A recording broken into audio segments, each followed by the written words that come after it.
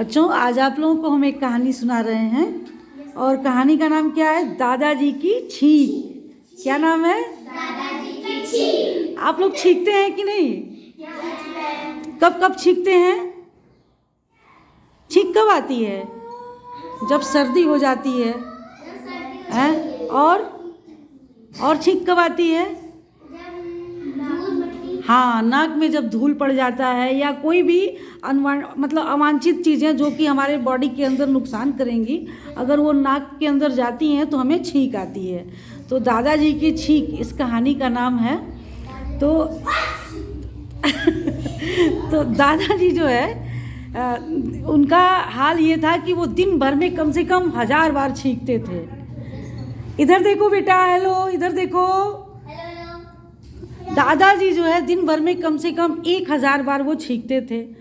और दादाजी छींकते कैसे थे? पहले वो दोनों हाथ ऊपर कर लेते थे। कैसे? आप लोग भी उठाएं, देखें, ऐसे।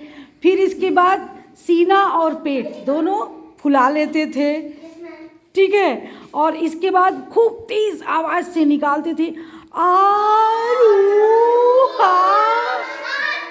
और इसके बाद छींक देते थे। कैसे छींकते थे? जरा कस के छींकना।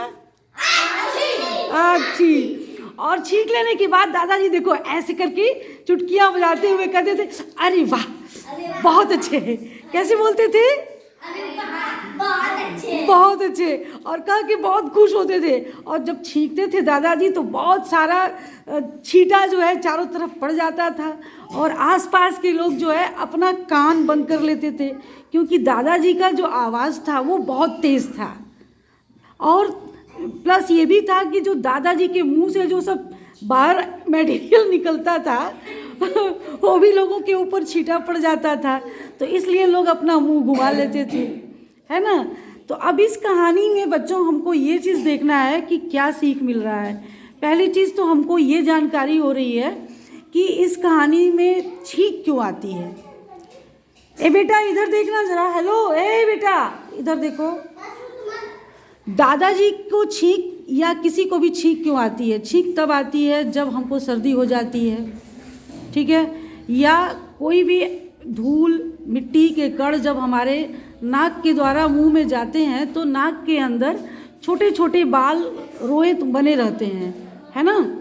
और ये जो है क्या होता है कि बाहर की जो नुकसानदेह चीज़ें हैं इनको अंदर जाने नहीं देते हैं, क्योंकि अगर ये अंदर जाएंगे तो श्वास नली के द्वारा हमारी बॉडी में जब जाएंगे तो ये नुकसान करेगा हमको, हम बीमार हो सकते हैं।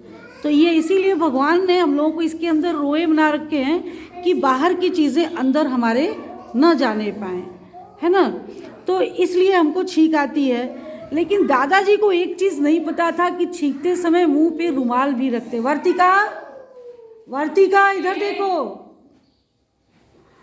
दादाजी को ये चीज़ पता होना चाहिए कि छींकते समय मुंह पे रुमाल रखना चाहिए।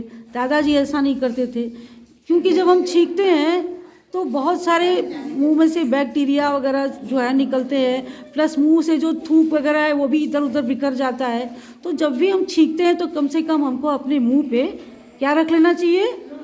रुमाल रख लेना चाहिए, है ना।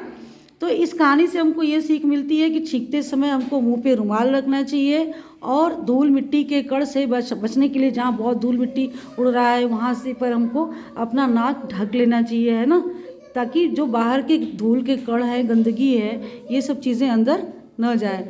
और इस तरह से आप लोग फिर से एक बार कैसे बताइए तो जरा कि दादाजी कैसे छींकते थे, सारे लोग एक साथ।